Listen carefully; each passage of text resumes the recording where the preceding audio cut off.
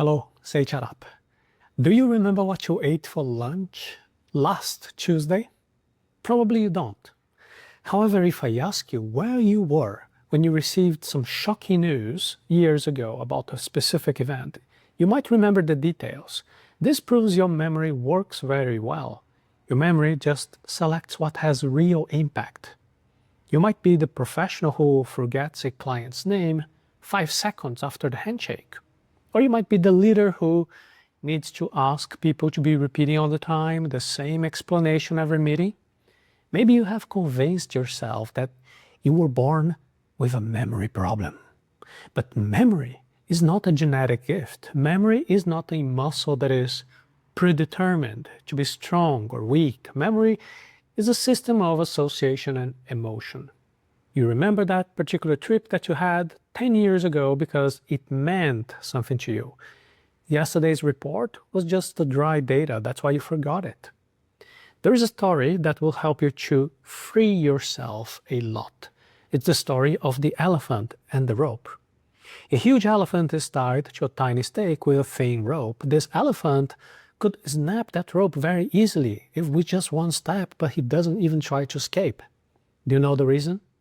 Is that many years ago, when the elephant was still a baby, that same rope was strong enough to hold him. The baby couldn't break free, and the elephant learned he was incapable. Now he tries to believe that there is the same limitation of the past. Now, why am I telling you that story? What does it have to do with you? It is the same thing. Your idea that you have a bad memory is your thin rope. You believe you are incapable because you have never tested your strength with the right strategy. In our conversation today, we're going to be transforming your mind into a high-performance tool. You will learn how to make your brain become interested in whatever is that you're trying to remember. You have to transform boring data into ridiculous movies. Your brain loves what is absurd. The human brain ignores the common thing. The brain focuses on what breaks the pattern. Common information is just noise to your retention system. For a piece of data to stick in your mind, you must use a bizarre elaboration. Imagine you need to remember a list of things to do. For example, buy bread, call your supplier, and review a contract. How are you going to remember that? Don't just repeat those words. Create a very ridiculous movie in your mind. Imagine a giant bread coming out of your phone. That bread screams the name of the supplier, and the supplier is wearing a cape made of contract pages. The weirder the image, the more your brain will believe that information is important. That is catchy. You need to replace logic and repetition with exaggerated visual imagination. This works particularly well because the brain prioritizes visual and emotional processing.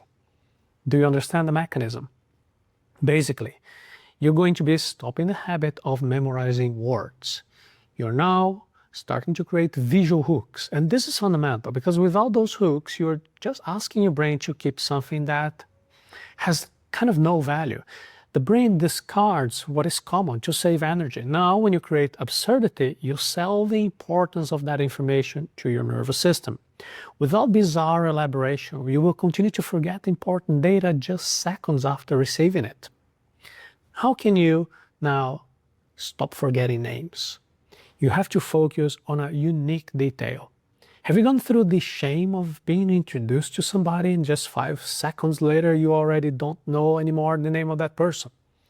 This is terrible. Be careful with this habit. Forgetting the name of a business partner or a client even hurts a lot your professional image. It gives the impression that you don't care.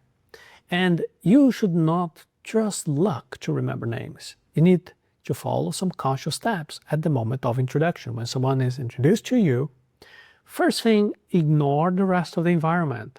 And for 3 seconds, maintain your focus. First, look for a unique detail, a visual detail of that person.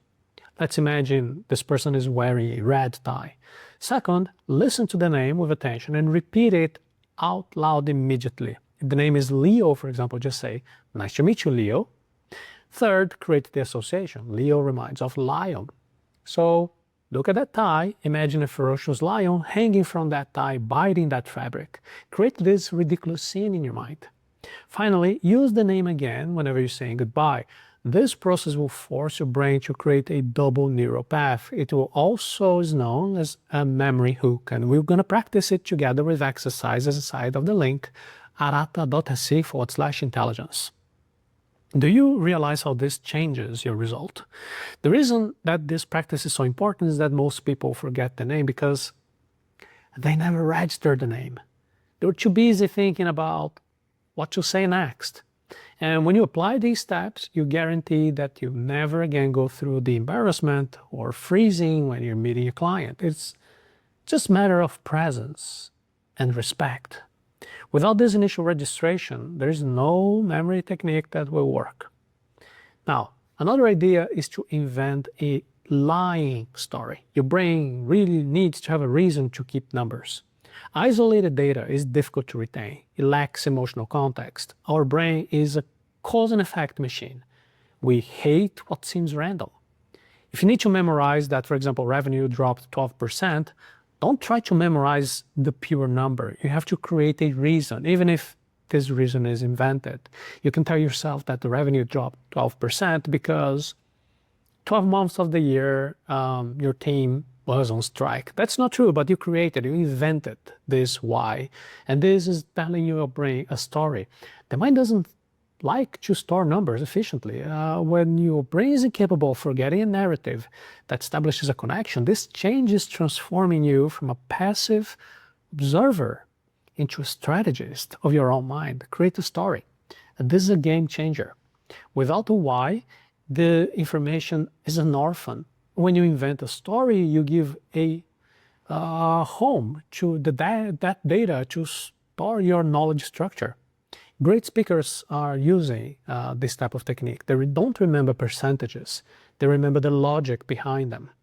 Without a narrative context, the data will basically disappear from your head. And one more thing, please stop blaming your genetics. What you need is just an organized method. The belief that your memory is bad is just a result of an inefficient strategy.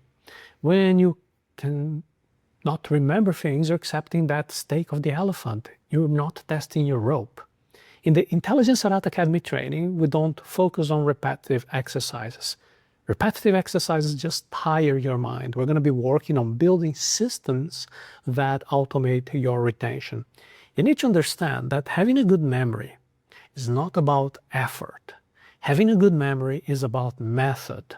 This is fundamental. If you keep thinking that the problem is biological, you will never look for the right tool. It is not about having a bigger brain. It's about having a better process to label and store what comes in your brain.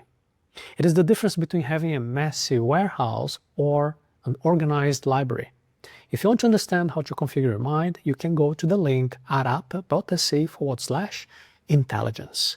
The secret of those who never forget anything is not a privileged brain. The secret is an infallible organization system. Your memory is like fresh water in a bucket. If the bucket has holes, the water will leak. The holes in the bucket are the lack of attention, the lack of meaning. So when you organize the input of information, the output becomes automatic. You stop occupying yourself with trying to remember. You start having the information already available to you to use in a wise way. For a complete and detailed demonstration of how to use these memory hooks, you can go to the link arata.se/intelligence.